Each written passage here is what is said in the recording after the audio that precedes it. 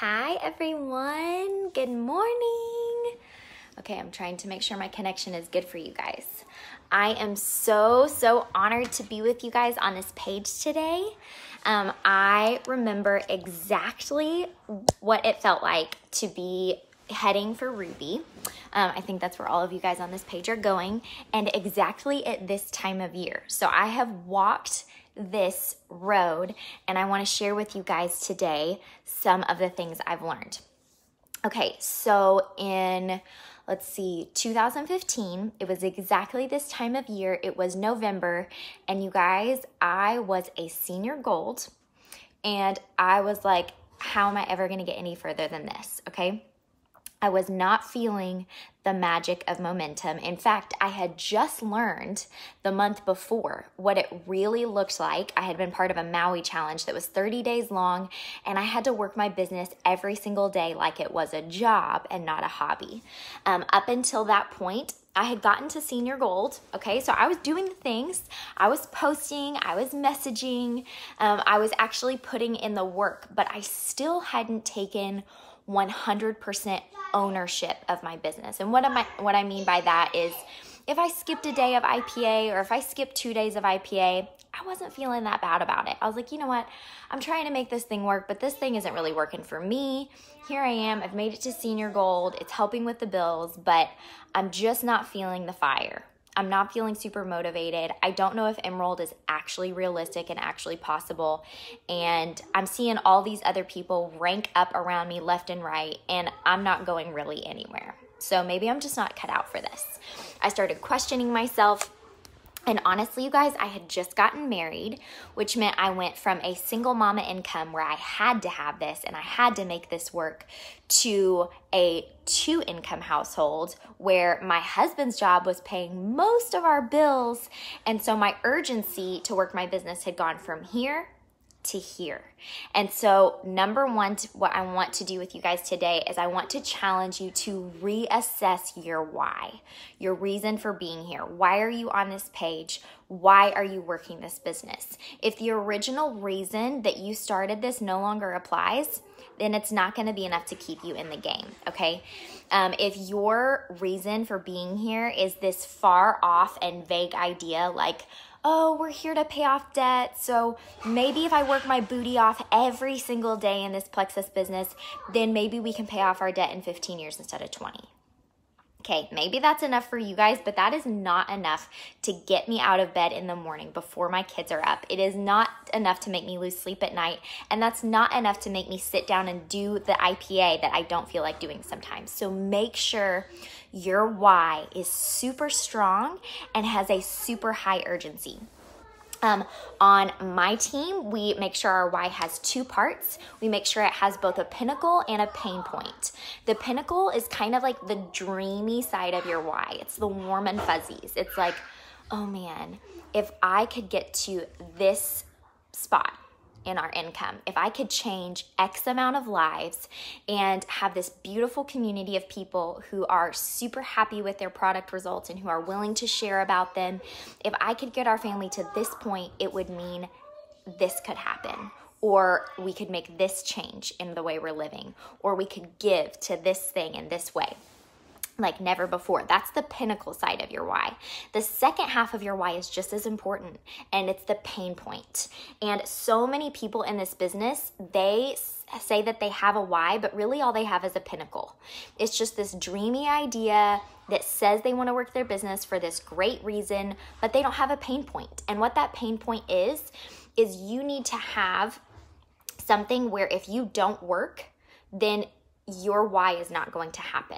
So an example of this would be a why without a pain point, saying, okay, well, I am going to work my business super hard in November and December so that in January we can pay for a weekend away for our anniversary trip. Okay, that's a great why, right? Well, what happens if you don't work your business? Okay, what happens if you don't push hard these last 2 days of November?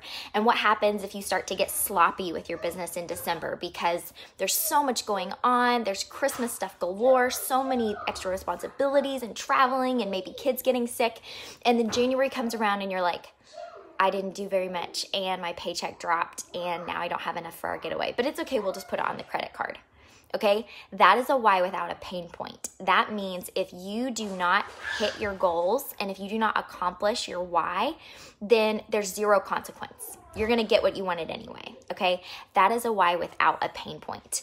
You need to have a why that says, if this doesn't happen, then I am not going to get what I'm after, okay? So make sure going into December, you guys, we are gonna have every excuse in the book to not want to work our business, to be busy. We're gonna have all the excuses. So make sure going into this month that you have a why that has a pinnacle and a pain point. So 3 years ago at this time, I had to reassess my why and make sure that I had a new pinnacle and a new pain point, because my original reason for working this business as a single mama, that kind of ceased to exist because I was married and we had income enough to make it. And my husband noticed. He was like, "You're slowing down. What's happening?" He's like, I was like, "I don't really know. Do we need this? Do I need this job?" And he said, "Listen, girl," he said, "if you're not going to do this," he said, "our family needs this freedom. So if you're not going to do this job, go and find something else. I'll support you in whatever you want to do, but you need to find another source of income." So you guys, as a senior gold, I started looking at other jobs. I looked at going back to nursing school. I looked at other things out there because I was like, I'm so thankful that this has paid our bills up to this point, but it's really hard to get told no. I was getting tired of rejection. I was getting tired of putting the hard work in maybe 4 days a week and feeling like I was just treading my wheels. Sometimes 5 days a week. It just depended on the week. I was pretty inconsistent at that point. And so my husband told me to go out there and look at different things. So you guys, I did. I started looking at other jobs, and no matter what I looked at, there was nothing else that was going to allow me to be in charge of my time. There was everything I found had a big con on the pros and cons list. I didn't have time freedom. I didn't get to choose my hours and work around my baby's schedule. My husband traveled for his job, and so if I took a normal day job with shifts, that would mean I couldn't travel with him like I was before while working Plexus. And most importantly, I had a really big conversation with the Lord, and I prayed and I said, "Is this still what I'm supposed to be doing? Because this is feeling hard. And I feel like I'm never going to get past the senior gold point. And is this even what I'm supposed to do?" And you guys, I can still remember that day so clearly in my mind. I know exactly what day it was. It was at the end of November. Actually, it was either November 28th or 29th. So it was literally right now, 3 years ago. And I felt the Lord tell me, if you want to be entrusted with other things in your life, you need to faithfully steward what I've given you first. So if you guys don't know what that means, that just means being faithful to sow and reap, to actually pour into, to put time into the opportunities that the Lord has given us right now. And that meant Plexus, because that's what he gave me first before I started getting discontent and looking around for all these other options. And I said, "You know what, Lord? You're right. I am so sorry that I've been praying for you to pour out all of your blessing onto my business when I was only putting into like 50 to 70% of my effort, depending on the day." So you guys, I went all in. I didn't care that it was December. I knew that I needed to go after my Ruby rank. And so I worked super hard every single day of December. I drove my sponsor crazy. I literally would message her and be like, "This is everything I've done today. What else can I do? What else can I do to grow my business?" Until she finally said, "You're doing it all. You're doing all the things. Just keep going. I have nothing else to give you. There are no more tasks." I was doing all my IPA. I was sending messages to people. I was reaching out to them, sharing Plexus, following up with them. But even more than that, you guys, I was taking ownership for my team. I was looking in my back office and going, what orders are supposed to go out this month? Whose subscription has dropped below 100 PD? And I was going after them. I was taking ownership for more than just my level ones, and I was helping my team raise their bar for excellence. And that absolutely changed my business forever, you guys. When I started putting in the work, the Lord absolutely blessed my efforts. So after number one, reassessing your why, I want you guys to number two, this month, going into December, commit your business to the Lord. Ask him to show you who to reach out to. go to your teammates and ask them, say, I want to help you do this. I don't want this to be a waste of your time. I know your time is crazy valuable. And so if you're on this team and if you are committing to work this business, even just a little bit, I want it to be worth your time and I want you to see fruit from your labor. So can I show you a couple things that I think would help? Maybe if we reached out to these people and helped them with their dosage check-ins more often, we could get them up to 100 PB again. Maybe if this person doesn't want BioCleanse, we could get them on X Factor so that they are above 100 PB again this month. What about this person? Why did they turn off? Let's encourage them to get their order in with their Christmas money on December 28th so that you still have points come through in December and they're ready to start their products on January 1 when they're ready to get back again. So this is going to be super important. You cannot just take ownership for your own business, although that's number one most important, and then hope that your team does the same. No one on your team, maybe this will be different for some teams, but in my experience, no one on your team is going to work as hard as you. Okay?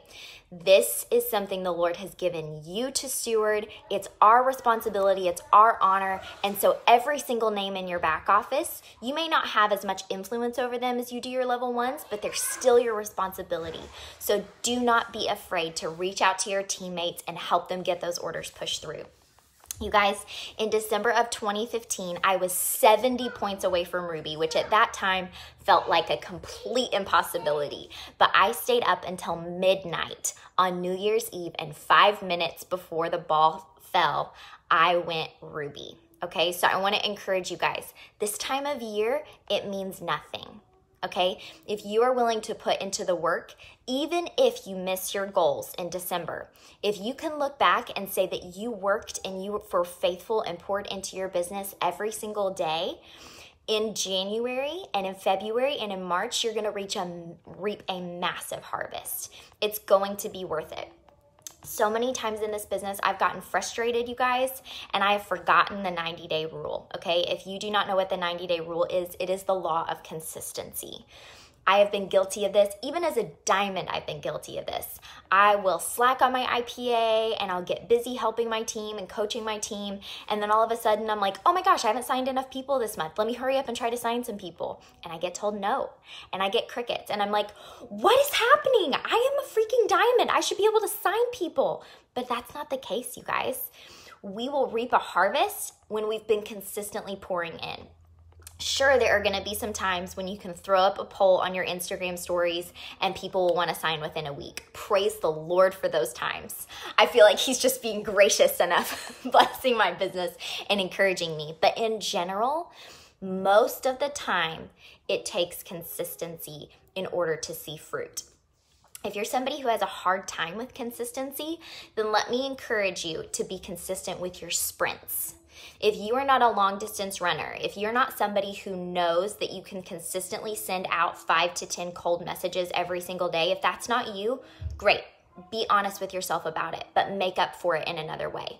Choose one day a week where you're going to slam out 50 cold messages. Get it done. Okay, so that would have added up to the same number as if you had done 5 or 10 a day for 5 days a week. Whatever it is, figure out a method that you can stick with and be consistent with. Consistency doesn't have to look the same way for everyone, but consistency does matter. So I want to encourage you guys to not throw your business down the drain in December. So many people are just willing to accept it and they think because they're busy and the people are reaching out to that they're busy that it's just all a wash. That is not the case. You guys, in our industry, okay, in the health and wellness industry, what is the 1 month out of the year that people are willing to do something and take action? January.